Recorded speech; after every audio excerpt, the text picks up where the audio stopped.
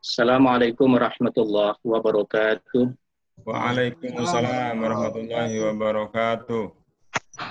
Alhamdulillah. Alhamdulillahilladzi ja'ala syahra Ramadan syahral mubaraka fis-shaimin.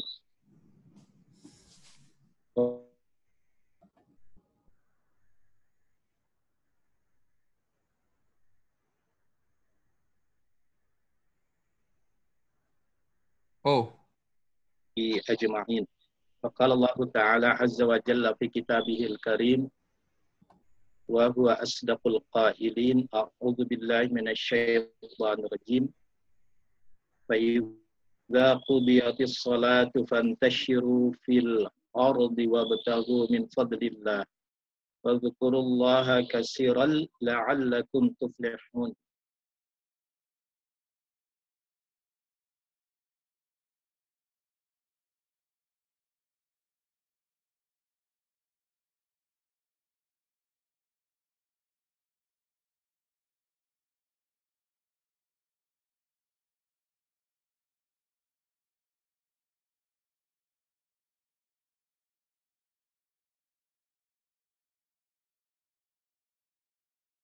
Subhanahu wa ta'ala. Hari ini kita alhamdulillah telah memasuki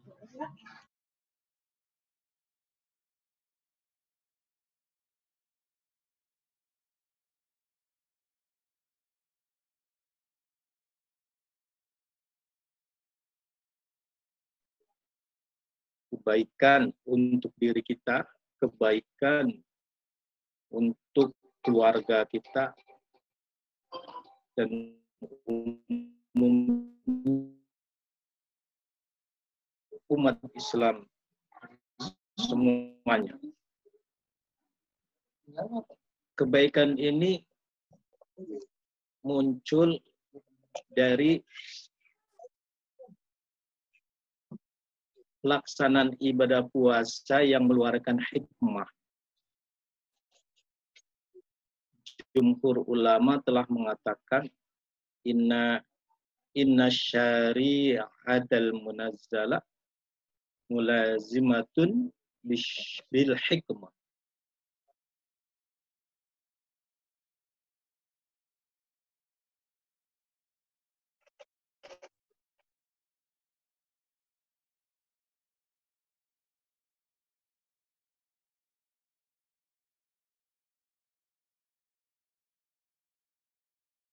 Oleh Al-Imam Syekh Ali Ahmad dalam kitab Hikmatut Tasyri' wa Falsafatuh. Beliau telah mengedepankan hikmah dan dia telah memaparkan hikmah puasa itu. Beliau berkatakan inna fis shaum taqwiyatal iradah wa tagliba hukmal aqli ala syahwa fa idza tardal insan bidzalika irtiyaban taman wa asbaha sultanil aqli lalil hawa kana dzalika min quwwatil azima ma tusiru bihi khairun nas. Bila diterjemahkan ke dalam bahasa Indonesia, bahwa sesungguhnya pelaksanaan ibadah puasa itu terdapat kekuatan kehendak dan kekuatan hukum akal terhadap nafsu. Apabila manusia dengan penuh sukacita melaksanakan ibadah puasa dan menjadikan akal menjadi pemimpinnya, sedangkan hawa nafsu itu menjadi pengikutnya, maka puasa itu akan memiliki kekuatan atau potensi di mana maslahatnya itu, kebaikannya itu untuk seluruh manusia. Bapak-bapak, ibu-ibu, jamaah yang saya hormati, kekuatan kehendak ini bisa diterjemahkan ke dalam bahasa lain dengan istilah antusias atau spirit. Nah, di sini saya akan menjelaskan mengenai antusias yang meraih kepada kinerja unggul. Saya dalam hal ini akan menjelaskan lebih terdahulu sebuah ayat dari surah Al-Jumu'ah ayat 10. Allah Subhanahu wa taala berfirman, "Fa idza qudiyatis shalah fantashiru fil ardi wabtaghu min fadlillah wadhkurullaha katsiran la'allakum tuflihun." Apabila telah ditunaikan sholat, maka bertebarkanlah kamu, menyebarlah kamu di muka bumi ini dan carilah karunia Allah. Wadhkurullaha katsiran la'allakum tuflihun, dan ingatlah kepada Allah yang banyak agar kamu itu mendapatkan suatu keberuntungan. Bapak Ibu yang saya hormati, ketika kita memahami ayat ini, ada kata min fadlillah, yaitu karunia Allah. Nah, karunia Allah inilah yang dimaksud adalah anjuran untuk berusaha atau berikhtiar. Jadi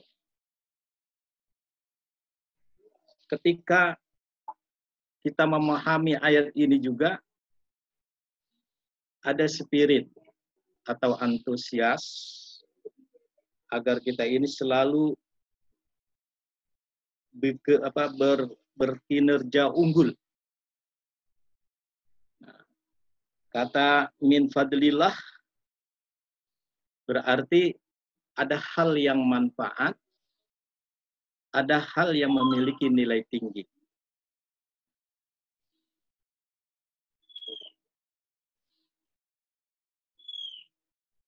Bekerja itu memang diharuskan di dalam agama kita, agama Islam. Bagi orang yang memiliki pemahaman atau kesadaran yang tinggi bahwa hal itu akan muncul semangat untuk melakukan suatu pekerjaan.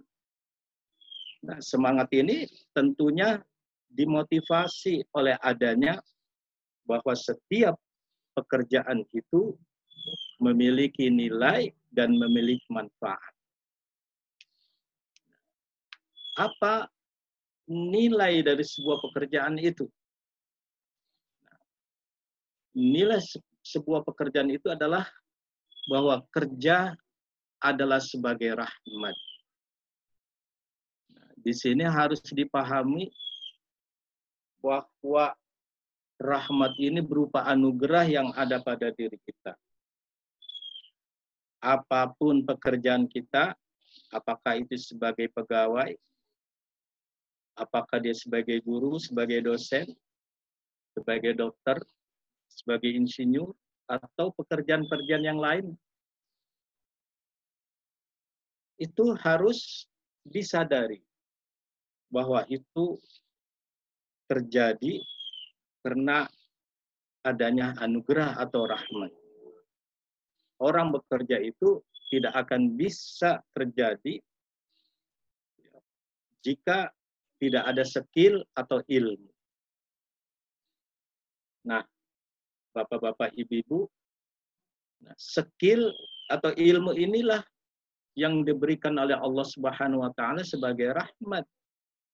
Nah, rahmat ini menyikapinya kita harus bersyukur.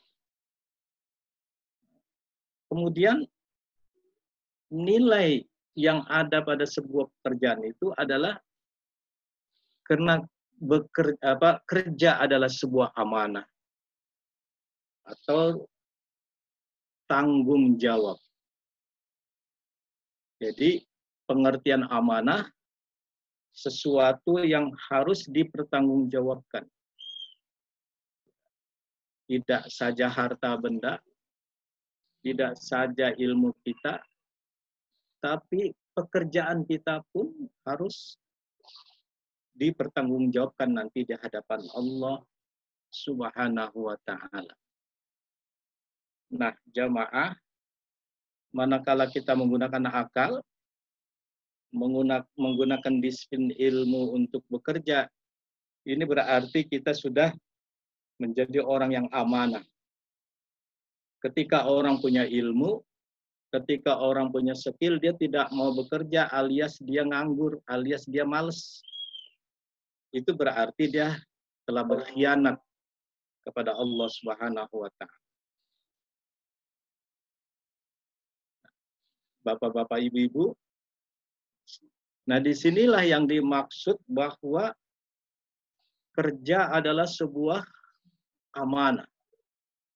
Dan amanah itu harus ditunaikan. Sisi lain amanah sebuah titipan. Yang namanya titipan harus dijaga, harus dirawat. Kita ini punya skill, kita ini punya pengalaman, kita ini punya SDM. Itulah amanah yang harus ditunaikan, yang datangan langsung dari Allah Subhanahu wa ta'ala. Bapak-bapak, ibu-ibu yang saya hormati, selain daripada nilai kerja adalah sebuah amanah, kerja adalah sebuah ibadah. Ibadah itu tidak saja meliputi puasa, haji, sedekah, zakat, sholat. Tapi ada juga ibadah yang bersifat sosial fungsional, yaitu bekerja. Nah, bekerja ini adalah termasuk ibadah. Bapak Ibu yang saya hormati, karena motivasi bekerja itu harus ikhlas, ibadah itu harus ikhlas, maka bekerja juga harus ikhlas. Jadi pekerjaan kita apapun bentuknya, lakukanlah dengan penuh ikhlas. Karena di zaman Rasulullah, ketika Rasulullah berkumpul dengan sahabat, tiba-tiba Rasulullah dan sahabat melihat seorang yang keluar dari rumah dengan langkah yang begitu semangat dan pasti, ya, begitu tatapannya ke depan dengan penuh sungguh-sungguh. Ada sahabat yang bertanya kepada Rasulullah, "Ya Rasulullah, ya, adakah orang itu bekerja karena Allah Subhanahu wa ta'ala?" Maka Rasulullah, tergantung niatnya. Kalau dia keluar dengan penuh semangat seperti itu demi untuk keluarganya, ya, demi untuk anak istrinya, untuk memperoleh nafkah yang disediakan untuk anak istrinya, maka dia sebenarnya bekerja untuk Allah. Artinya bekerja karena Allah Subhanahu wa ta'ala. Nah, hadirin, oleh karena itu dalam kitab Al-Kabir, Imam At-Tabari mengatakan, yang merujuk kepada hadis Rasulullah Shallallahu Alaihi Wasallam,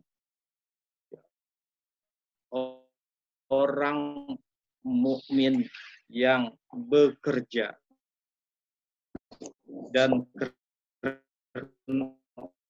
kena untuk anak istrinya, inilah. Tapi orang mukmin yang memiliki ilmu dan memiliki pengalaman, tapi dia tidak mau bekerja alias ingin menganggur, ini adalah orang mukmin yang tidak baik.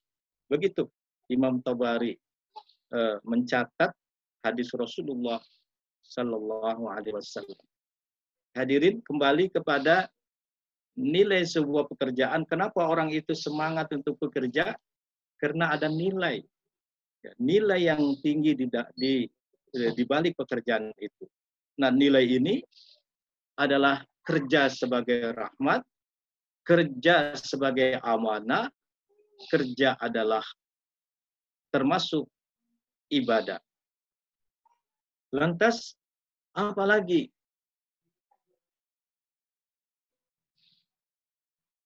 Kenapa orang itu bisa semangat untuk bekerja dan begitu antusias untuk meraih kinerja unggul? Karena di balik pekerjaan itu ada manfaat yang besar. Nah, kembali kepada perintah Allah tadi, wabtagu min fadlillah wazkurullaha katsiran la'allakum tuflihun. Carilah kamu karunia Allah. Nah, karunia Allah ini adalah manfaat yang sangat besar. Apa manfaat bekerja itu? Manfaat bekerja itu yang pertama, orang yang bekerja tentu akan mendapatkan pahala. Yang kedua, orang yang bekerja itu menjauhkan diri dari kerendahan akibat meminta-minta. Nah, jamaah, apabila orang punya ilmu, apabila orang itu punya skill dan pengalaman, dia bekerja, berarti dia telah menunaikan amanah. Tapi sebaliknya, orang punya ilmu, punya skill, dia tidak mau bekerja. Dia bermalas-malasan alias jadi pengangguran. Nah, itu namanya dia itu telah melakukan khianat kepada Allah. Orang yang seperti ini akan mendapatkan satu kerendahan. Jamaah yang mudah-mudahan dirahmati dan dimuliakan oleh Allah. Ya, kebiasaan orang-orang Yaman ketika dia mau melakukan ibadah haji di zaman Rasulullah, dia tidak mau bekal, dia tidak mau bawa duit. Kenapa? Ya, dia punya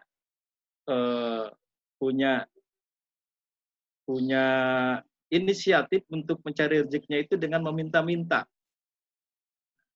Dan hal inilah yang ditegur oleh Rasulullah Sallallahu Alaihi Wasallam. Ya, jadi orang yang mukmin terbaik itu adalah mukmin yang tidak berpangku tangan, alias meminta-minta. Nah, ini adalah manfaat bekerja. Manfaat bekerja adalah menjauhi diri dari kerendahan atau kehinaan akibat meminta-minta. Terus, dari manfaat bekerja ini juga akan didapatkan seorang itu akan menjadi pribadi yang mandiri. Artinya pribadi yang betul-betul berdiri dengan sendiri, tidak berpangku tangan bantuan orang lain. Ini yang dipuji oleh Rasulullah Sallallahu Alaihi Wasallam. Karena ada zaman Rasulullah, ketika Rasulullah dengan sahabat melewati dalam satu jembatan, di mana jembatan itu, di bawah jembatan itu ada seorang yang sedang memecah batu besar. Terus batu besar ini dibelah kecil-kecil. Lantas Rasulullah turun ke bawah, menegur orang ini, bertanya, "Wahai Tuan, apa yang sedang dilakukan oleh Anda? Di tengah terik matahari seperti ini, Anda bekerja seperti ini." Maka begitu dilihat, ya, tangannya itu penuh goresan-goresan bekas memegang kampak. Rasulullah memuji orang tersebut, bahwa orang tersebut ya, melakukan pekerjaan yang begitu mulia, ternyata batu itu dikumpulkan ya, dan dijual ke material dan hasilnya itu adalah untuk dimakan oleh anak istrinya. Nah, ini yang dimaksud bahwa manfaat bekerja itu adalah menjadi pribadi yang mandiri, tidak pernah minta atau meminta-minta atau minta bantuan sama orang lain. Nah, Bapak-bapak, Ibu-ibu, di samping itu juga bekerja adalah untuk mewujudkan cita-cita. Oleh karena itu kembali kepada antusias atau spirit untuk merealisasikan kinerja unggul ini, bahwa kenapa kita ini harus bersemangat untuk berkinerja unggul? Ya, karena kita melihat setiap pekerjaan itu ada manfaat besarnya, ada nilai-nilai yang sangat tinggi dalam satu pekerjaan. Oleh karena kata min fadlillah itu memiliki makna yang sangat luas dan dalam. Nah, Bapak-bapak, Ibu-ibu yang saya hormati, mumpung kita di bulan suci Ramadan, kita laksanakan puasa ini dengan penuh khidmat sambil kita ya, memahami hikmah-hikmah di balik pelaksanaan ibadah puasa. Kalau tadi puasa kita ini sebenarnya melahirkan kehendak, melahirkan kekuatan kehendak, melahirkan kekuatan kehendak itu, inilah yang akan menjadi antusias dan spirit dalam bekerja. Ya, ini saja jamaah yang dapat saya sampaikan. Kurang lebih mohon maaf. Mari majelis ini kita tutup. Meskipun majelis ini tidak seperti biasanya kita lakukan, karena barangkali kondisi yang tidak memadai. Kita ini bukan orang takut, tapi kita ini adalah orang yang taat. Dalam kondisi wabah pandemi ya, COVID-19 ini, banyak orang yang menyikapi kondisi ini dengan takut. Nah, ini salah. Harusnya adalah kita ini disikapi dengan taat. Taat yang dimaksud adalah atiullah wa atiur rasul wa ulil amri minkum, taat kepada Allah, taat juga kepada Rasulullah, taat juga kepada pemimpin. Kalau misal ada instruksi dari pemimpin agar kita ini tidak boleh keluar rumah, tidak nimbrung di kerumunan, nah itu adalah orang yang taat, bukan orang yang takut. Jadi majelis ini dibuka dengan lewat online, ini adalah sikap kita menjadi orang yang taat. Hadirin, ya, mudah-mudahan kondisi seperti ini akan berakhir, karena kita yakin bahwa sesuatu kesulitan itu pasti di depannya ada kemudahan. Inna ma'al usri yusra, sesungguhnya ya di kesulitan, di setiap kesulitan, di masa sulit pasti akan menemukan masa kemudahan. Amin. Enggak melulu kita ini menderita di musim pandemi COVID ini. Insya Allah ke depan kita akan menjadi orang yang bahagia, menjadi orang yang sejahtera. Anggap saja ini adalah sebuah cobaan buat kita semua. Mudah-mudahan meskipun dalam kondisi seperti ini, kita bisa lanjut menimba ilmu agama ya sebagai bekal keimanan kita, khususnya di lingkungan Telkom. Amin, amin. Ini saja yang dapat saya sampaikan. Kita tutup dengan tafaruqul majelis. Bismillahirrahmanirrahim. Subhanakallahumma bihamdika asyhadu an la ilaha illa anta astaghfiruka wa atubu ilaik. Oke. Wallahul muwaffiq ila aqwamit thoriq. Wassalamualaikum warahmatullahi wabarakatuh. Waalaikumsalam warahmatullahi wabarakatuh. Terima kasih Ustadz, terima kasih teman-teman yang sudah hadir. Insyaallah nanti untuk berikutnya akan diinfokan lagi di grup Muslim atau di grup MTTG Jakarta Utara ya. Assalamualaikum warahmatullahi wabarakatuh. Waalaikumsalam.